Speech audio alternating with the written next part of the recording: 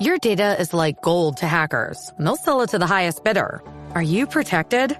McAfee helps shield you, blocking suspicious texts, malicious emails, and fraudulent websites. McAfee Secure VPN lets you browse safely, and its AI-powered text scam detector spots threats instantly. You'll also get up to $2 million of award-winning antivirus and identity theft protection, all for just $39.99 for your first year. Visit McAfee.com. Cancel anytime. Terms apply. I can say to my new Samsung Galaxy S25 Ultra, hey, find a keto-friendly restaurant nearby and text it to Beth and Steve. And it does, without me lifting a finger. So I can get in more squats anywhere I can. 1, 2, 3. Will that be cash or credit? Credit. 4. Galaxy S25 Ultra, the AI companion that does the heavy lifting so you can do you. Get yours at Samsung.com. Compatible with select apps. Requires Google Gemini account. Results may vary based on input. Check responses for accuracy. Push it real good! At GNC, nutrition's not a department. It's a whole freaking store. Get better fuel for bigger gains to sculpt that revenge body and have you feeling like you're ready to push it. GNC spent 90 years perfecting nutrition and protein that literally tastes like cake so you can look like cake. You got goals. We've got results. It's GNC, baby. Visit your GNC or GNC.com. Hello, this is Amara on the Midlands, and I am reporting to you live from the Billy Davies. It is what it is. Question and answer session tonight at the Albert Hall. I am delighted to be joined by Stephen and Tom as we have a lads' night out for the pod for the first ever time. Stephen, Tom, what are you looking forward to seeing tonight? I'm looking forward to hearing some of the stories that Billy's going to tell us. I'm sure some interesting anecdotes on the way from his time at Forest. Right, you, Tom? Same as Stephen, and some stories about Fawaz, hopefully, in his second spell as Forest manager. So here's to a good evening. Yes, thank you, Tom. Well, we've already been lucky enough to meet Billy, and I can report he has some nice soft hands, and under exclusive, Natalie Jackson is in the room. I repeat, Natalie Jackson is in the room. This is Maradona in Midlands. Over and out.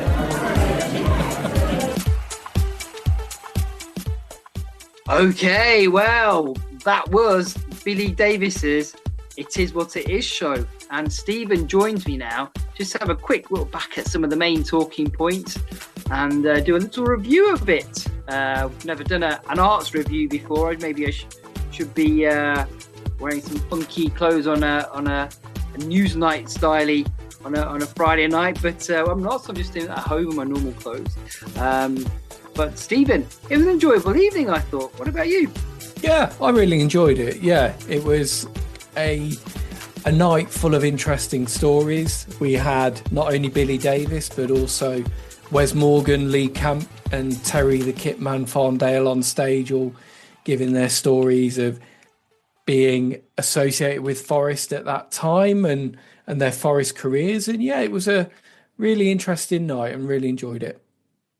Yeah, and I was starting at the beginning. We were lucky enough to be in the room when Billy came in, and I've got to say, coming across a really nice, friendly, affable guy, came over and said hello to us, and it's not what you expect really of the Scottish Terrier. He's a really sort of friendly guy, wasn't he? I thought. Yeah, really friendly, approachable, and affable, and all of that really.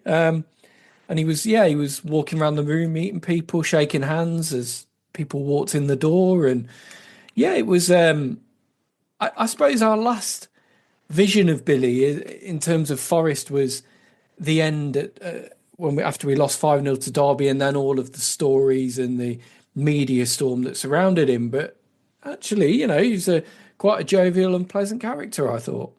He was, and it was nice to see him sort of meet up with all his old backroom staff. The likes of Ned Kelly and Julian Darby were there. The club doctor was there, who's the physio, the goalkeeping coach as well. Yeah, Pete Williams. Goalkeeping coach Pete Williams, and even the old bus driver from Billy's days. He was there as well, and you could see the sort of camaraderie between them and sort of loyalty and esteem they all held Billy in. There was sort of a very warm embraces and welcomes for all of them. And some of the ex-players turned up as well. Andy Reid, who wasn't appearing on stage, he just came as a guest. He seemed to be close to all of them as well. It was a bit of a reunion for all that lot, wasn't it, Stephen? Yeah, it was. Yeah, and I must admit, I didn't expect to see a lot of Billy's backroom staff or people like Andy Reid turning up. But yeah, it was great to see actually, and it does show you how close that bond was, because you could see them in that room all talking before the show and really, warmly embracing each other and having really, really chipper conversations, and you could see that bond was still there and that respect between all of them. Yeah, that's what struck me as well, the respect and the loyalty for them to have shown up, first of all, because I'm sure none of them actually live in Nottingham now, so to have travelled that far on a weekday night, and the loyalty they had to the man, and so that speaks a bit, I think, to the character of Billy, and so some maybe sheds a new light on some of the stories we heard about him and his supposed antics when he was a Forest manager. Both sort of pre the talk and during the talk, you sort of saw that warm side of Billy and a genuine side I felt, which so maybe makes you rethink some of the things which apparently were happening at the time when he was Forest manager.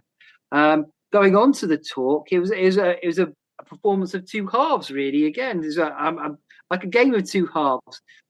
First half, they spoke about his first tenure at Forest up until the playoff defeats, and then I think we had a bit of an interval, as it's called in the theatre world, rather than a halftime break. And second half was more to do with the second tenure and some of the sort of spiraling of events that happened therein. And I think you saw sort of two sides of Billy there as well. Sort of first half, he was very jovial, happy to talk, sort of full of happy memories of his time at Forest, wasn't he? Yeah, he spoke really quite warmly about that first spell and what that team achieved and where the club was when he came in and how he first took on the Forest job. It actually turns out Nigel Doughty had been in touch with him back in the League One days to try and get him into the club. But I think that's when Billy Davies ended up joining Derby around that time. So it didn't happen then. But Nigel went back in for him in late 2008, and Billy came in for his first spell. And it was really interesting to hear him talking about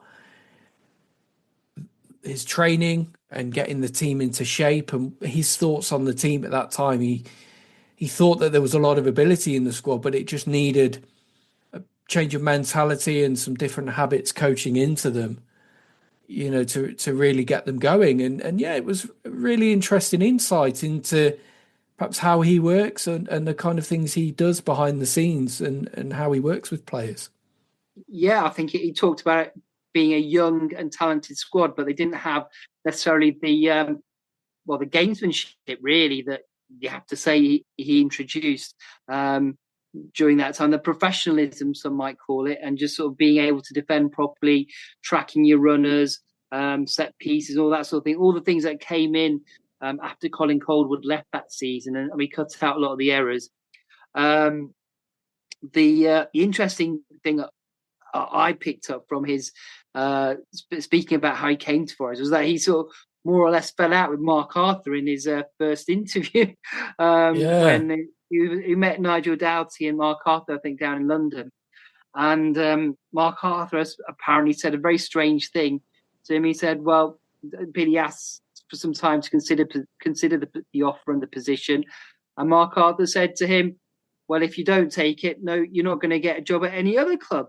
Which seems like a very odd thing to say to somebody you've just interviewed and you're trying to impress to take the job. And it seemed that they turned against each other at that very initial first meeting.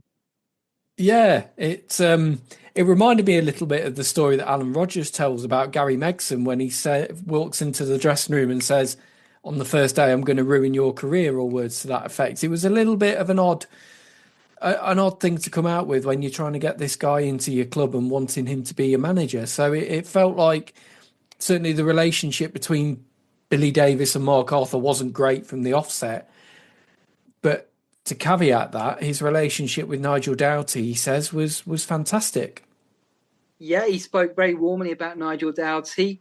And he spoke about how Nigel he understood Nigel's reasons for a lot of the decisions he made, and how he was respectful of him being the owner of the club. The phrase he liked to use is, "It's his ball, and we have to do what he says." Which I think maybe Mark Arthur was caught in the middle, sort of maybe trying to do the best for Nigel Doughty and the finances of the club, which were still perilous at the time, and having to fight Billy off with his maybe transfer requests and things. So it's not a difficult job. Maybe the thing I maybe thought I got from it was maybe that Billy could have there's a phrase that's come into football in the last 2 years. It's about managing up, and it's sort of managing your owners and your directors as a coach as well, and the relationship there. And maybe in hindsight, maybe he could have improved on that. But from the way Billy said it was, Mark Arthur was a constant thorn in his side, and a running theme throughout the night. Not only from Billy, but the players, Lee Camp and Wes and Terry the Kitman. They didn't really have a great deal of nice things to say about Mark Arthur, which I think partly you can maybe put it down to a cultural thing. That a football culture is very different from the cricketing background that Mark Arthur came from. They were, even last night, they were using some pretty industrial language, and Mark Arthur seemed more like a genteel sort of type than that. So maybe there's a clash of cultures and a communication issue there. But the biggest bugbear that we remember from the time Billy being there was the transfer acquisition panel committee, and the infamous non-signing of Nicky Shorey, and he went into some detail about that, didn't he, Stephen? Yeah, he did. He said that, to put it bluntly, he said that not signing Shorey cost Forest automatic promotion, certainly cost them the playoffs when they ended up there. But he told the story that Nicky Shorey had joined on loan. I think he'd played 9 games. Forest hadn't lost any of those games.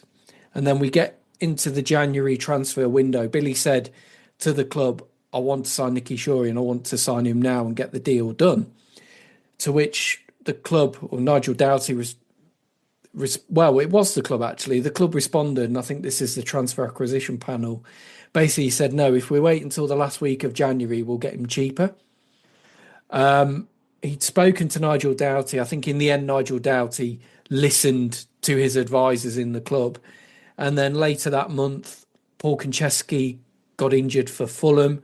So Fulham needed a left back, and they went in and signed Nicky Shorey, and Forest had lost him. And had Forest moved earlier in that transfer window and got him, that would never have happened. So, Billy in the end was diplomatic and said, yeah, this is the risk that you take when you take that approach to transfers.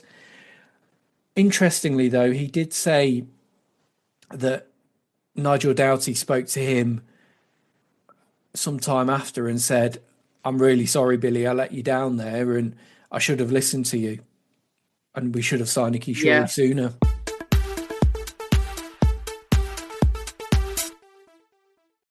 At Sierra, discover top workout gear at incredible prices, which might lead to another discovery.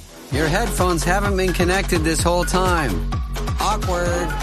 Discover top brands at unexpectedly low prices. Sierra, let's get moving. You're listening to 1865, the Nottingham Forest podcast.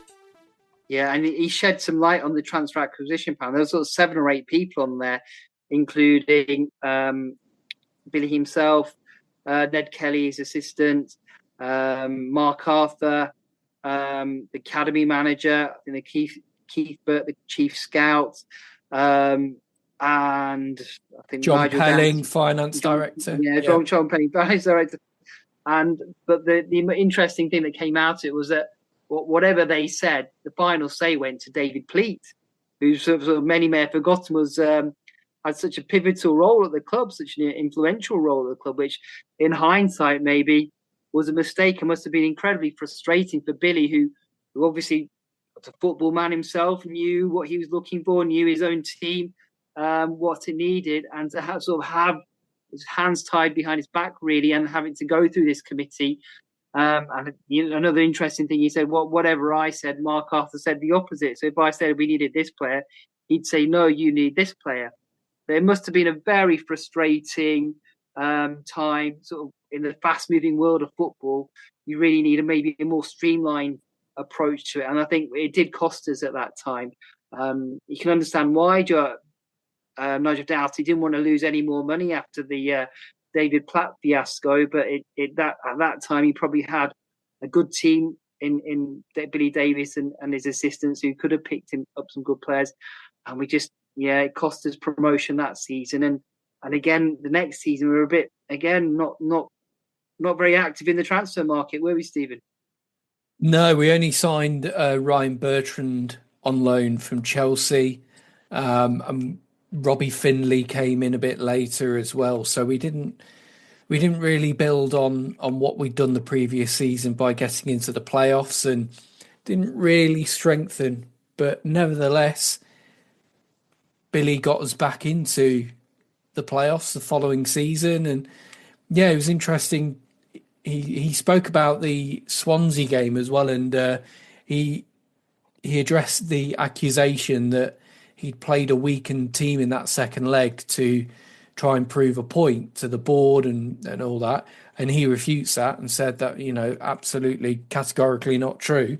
The reason he played, Tudgay and McGoldrick in that second leg, or Tyson McGoldrick? Yeah, Tudgay and McGoldrick, was that McGoldrick was more of a technical forward who could pick out a pass and probably get at Swansea a bit more that way. And then Marcus Tudgay was quite an aggressive forward who would work them hard for 60 minutes. And then the likes of Chris Boyd and Rob Earnshaw would come on for the final 30 and have a go at a tired defence, with Tyson out on the left wing to, again, stretch them. So, yeah, interesting insight. And he spoke about that game and said, we probably should have won it. And even Brendan Rodgers and even Mark Arthur on the pitch after the game went down to Billy Davies and said, yeah, you were really unlucky there. You should have won that.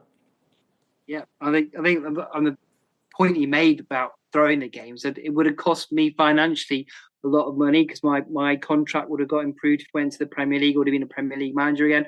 That would have cost all the players a lot of money in bonuses. So he said it's completely illogical for anybody to suggest they would have done that. But that playoff defeat did lead to his sacking, and he said Nigel Doughty told him that it was because he wanted to give the new manager, Steve McLaren, the transfer budget rather than Billy, and that must be incredibly hurtful for him at the time. But he left on good terms with Nigel. But the players, Lee Camp told some interesting stories, a bit of a character really. He was a very entertaining part of the evening. Him and Terry the Kitman came out with lots of good stories. Weren't particularly complimentary about Steve McLaren, and eventually it led to the thing that really, really, really annoyed Billy were the sort of press briefings against him at that time, and the stories that came out in the press. And so he produced a tweet from Daniel Taylor on the screen, which, looking back at it now in hindsight, does seem really unnecessarily cruel and kicking a man when he's down. It's what did it say, Stephen? It basically said, it basically saying clubs shouldn't appoint this man. He's that much of a negative influence. Yeah, and it just seems really, I mean, looking back on it now, I wonder what Danny Taylor's view on that is now, seeing as he's had his problems subsequently with the club, where stories have come out about him which he's denied, and so I wonder if he had the chance to go back, whether he'd not put out that tweet. And Billy was not complimentary about Paul Taylor. No, not at all. No, there was a story under Fawaz, just jumping on a little bit, where Paul Taylor had put a tweet out on transfer deadline night saying Forest making 5 in capital signings. No doubt that Fawaz is backing his manager, and then a picture flashed up on screen of Fawaz with Danny Fox, Rafik Jabor, and Kevin Gomez. That famous shot of them getting unveiled on the City Ground pitch, and Billy Davies basically said, "Come on, he wasn't backing me when he's signing people like not so much Danny Fox, but certainly Rafik Jabor and Kevin Gomez." It was like Paul Taylor doesn't know what he's talking about. Basically, is what he said. Yeah.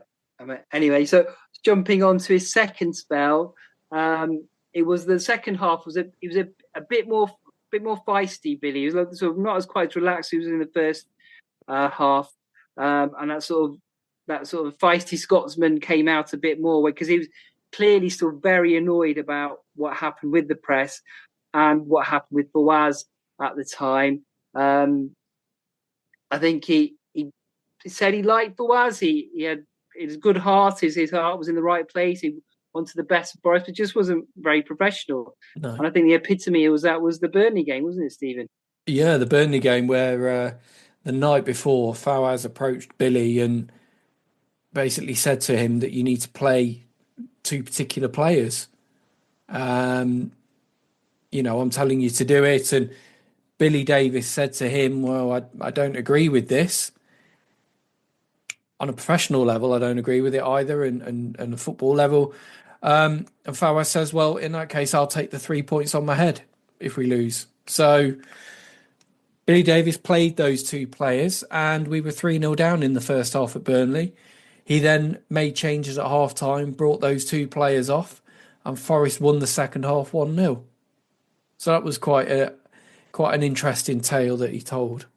Yeah, I mean, at that point, if it was open to the floor, I would have liked to have asked the question to Billy shouldn't you have resigned at that point straight away? I think as a coach, as a manager, you can't let that happen. And as a point of principle, I sort of slightly disagreed with his point where he said it was Fawaz's ball, as in he owned the club and he had to do what he said. I think for his own integrity and maybe his career going forwards, he probably would have been best to just resign at that point and said, if you don't let me pick the team, I'm going. And I think he probably, looking back on it, he might regret that as well, because very soon afterwards, the Derby game came along, and he got sacked, and he turned a bit against the Forest fans. He's still very angry about the reaction he got that day against Derby, wasn't he, Stephen? Yeah, so he brought up a sheet on the big screen of all the players in the squad, the starting 11 that played against Derby, and then underneath them, the players who were injured and the reasons why.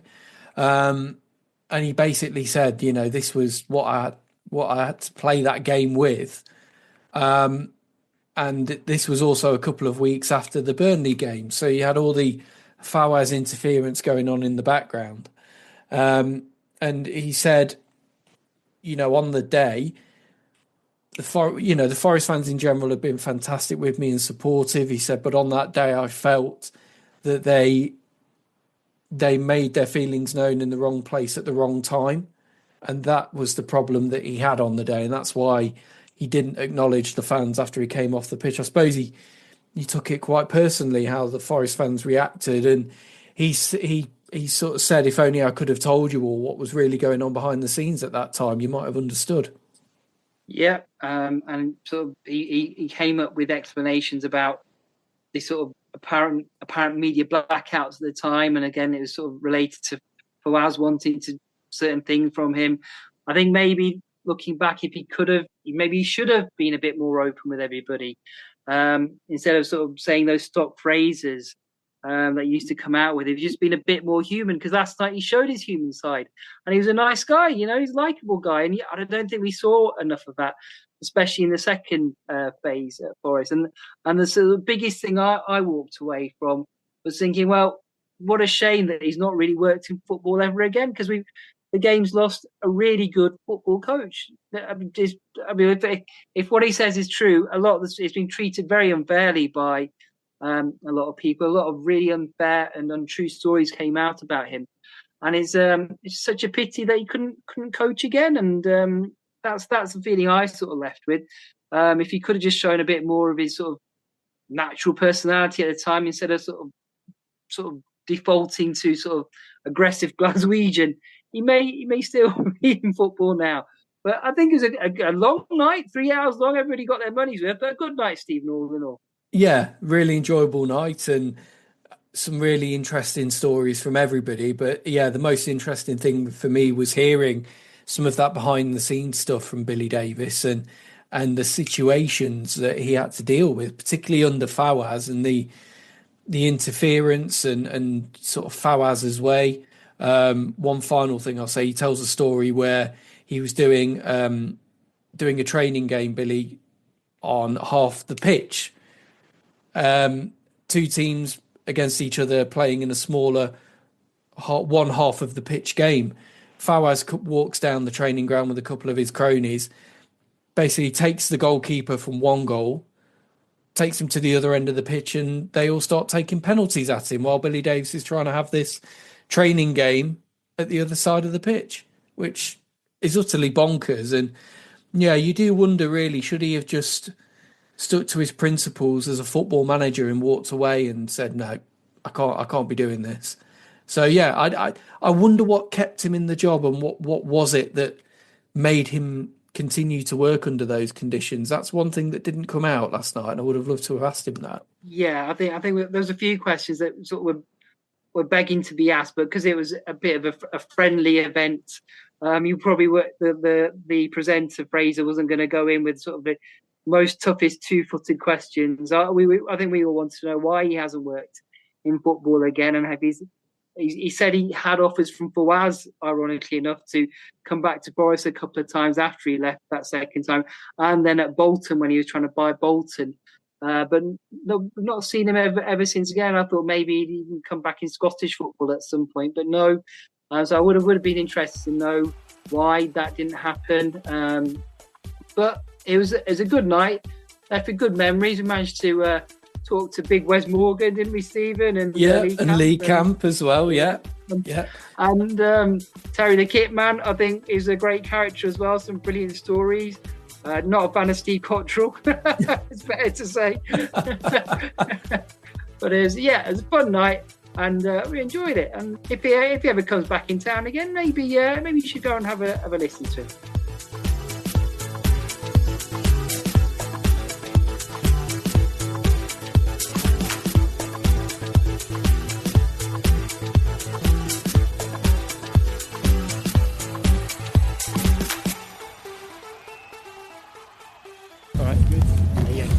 Wes Morgan, and this is 1865 Nottingham Forest podcast. This is Wes Morgan. I listen to 1865 Nottingham Forest podcast. Brilliant. Thanks, Wes. That's brilliant. Cheers, guys. Cheers.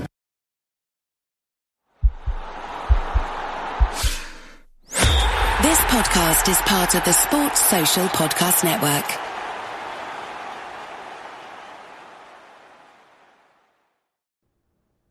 Looking to buy your dream home or rent that perfect apartment? With the Redfin app, you'll know the moment your next place hits the market.